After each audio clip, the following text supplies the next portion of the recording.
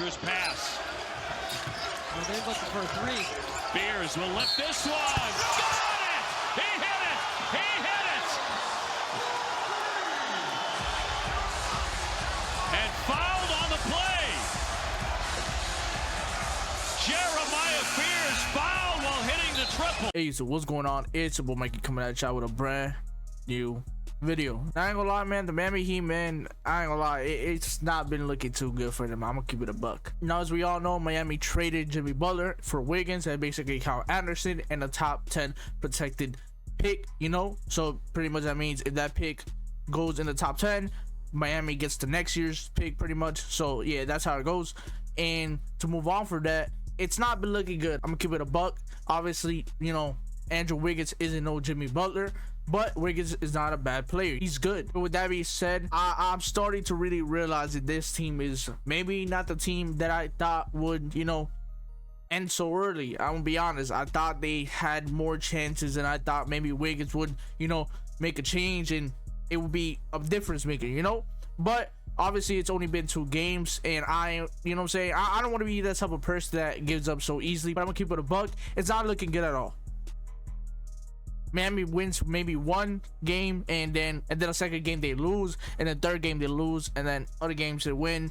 It's not no real streaky shit. It's not no real, you know what I'm saying, competition. Now in the last, I believe, 3 or 4 games they've lost, you know. So for example, February 5 they beat the, you know what I'm saying, 76ers, and then against the Nets they lost. I believe Nets is literally tanking. It's a tanking team, like they're terrible, you know.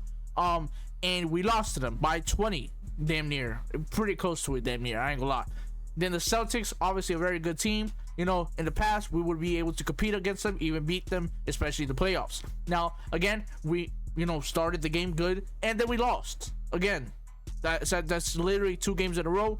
Then again, we played the Thunders again. That's the top team in the league, and we were beating them for 3 quarters. And then, you know, coaching, you know what I'm saying, some coaching questionable shit from Eric Spoelstra, leaving his team out there in the bench for too long, and the bench out there against Shea and OKC basically let them back in the game, and they ended up, you know what I'm saying, having the confidence and going on the momentum, and we lost again. That's damn near, again, 3 games already. Last night against the Mavs with, you know what I'm saying, damn near nobody on that team. No Kyrie was playing, no AD was playing, they weren't playing. I believe Exum went for like a 27-point fucking game, and we fucking lost. We were close.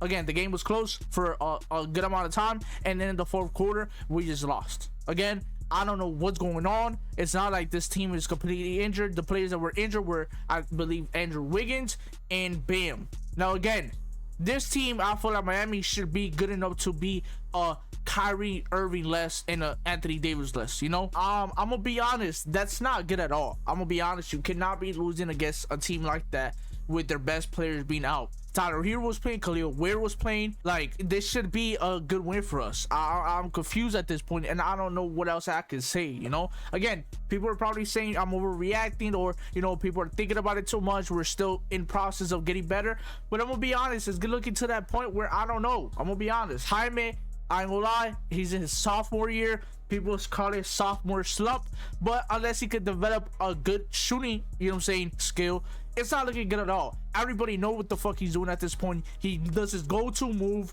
He goes left to right, pretends he's gonna fake a shot, but everybody knows he's not gonna shoot because he doesn't want to shoot. He's not a good shooter. Goes to the paint, tries to do some dumb shit, and he just fails miserably. It's not been looking good. And again, people want to say it's a sophomore slump, but unless he could develop a real, you know what I'm saying, shooting skill, I don't know what's going on with him at this point, you know. I want to say at this point that we might have lost that pick. We might have done bad picking him for that pick, because he's not been doing the best this year at all. Now, this is my good outcome out of all of this. If we do not make the playoffs, if we don't make it far, I am fine with that. I know it seems crazy, but at this point, Jimmy Butler got traded, so I don't really give a fuck at this point. I'm gonna just keep it a buck. I don't mind not going to the playoffs this year. Fuck it, you know? Because again, as I said before, the Warriors are basically supposed to give us, you know what I'm saying, their pick this year, as long as they don't make the top 10. Now for this year, Miami actually owes their 1st round pick to the Thunder if it falls between pick 15 and pick 30. Otherwise, they retain it and send them their 2026 1st round pick. So realistically, there's still a chance we could, you know what I'm saying, somehow in that, you know what I'm saying, 10 to 15 round or plus 30 rounds. Somehow we could get something out of that, and we get a pick for that year, and then we give them, you know what I'm saying, our next year's first round pick to them. But other than that, there's a chance we could get it.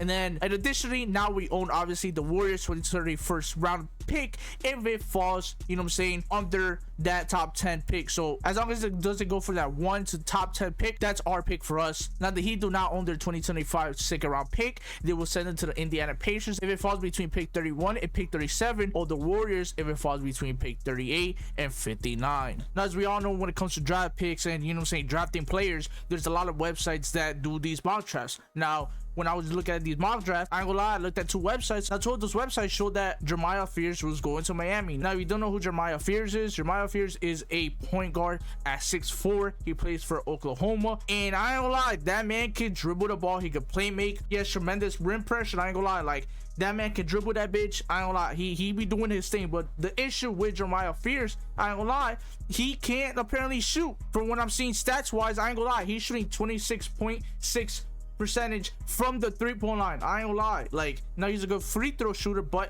as far as that 3 goes, I ain't gonna lie, that percentage is not doing good as of now. I ain't gonna lie, but he is a good scorer. He can play and make, and I ain't gonna lie, as far as, you know what I'm saying, steals go, he can do off-ball steals. As far as like interceptions and of that nature, I wouldn't say he's a tremendous defender, but obviously with the right team, I feel like you could maximize someone's, you know what I'm saying, defensive abilities or playmaking abilities, etc. I do think Miami Heat, you know what I'm saying, should go for him, simply for the fact is I feel like are one of the best development type of teams, and I feel like he shoots like somebody like Curry that has the confidence. So, you know, he has the confidence, but the shots aren't hitting.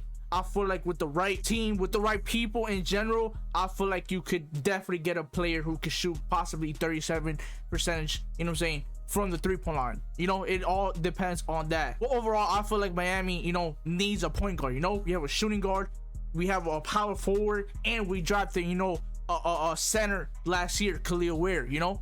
All, you know what I'm saying, the current roster, it's literally made out of like 3 fucking, you know what I'm saying, drafted players by the Miami Heat the past like 5 years. And unfortunately, Jaime wasn't one of those players that ended up, you know, extending. Hopefully maybe next year he does better, but as of now, he's personally not, you know what I'm saying, in my opinion, doing good at all. But Khalil Ware, Tyler Hero, Bam are all starters, and they all got drafted in the past, you know what I'm saying, 5-6 years.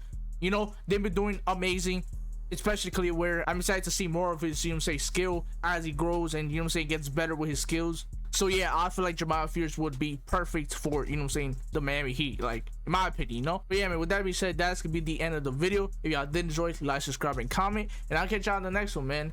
Peace.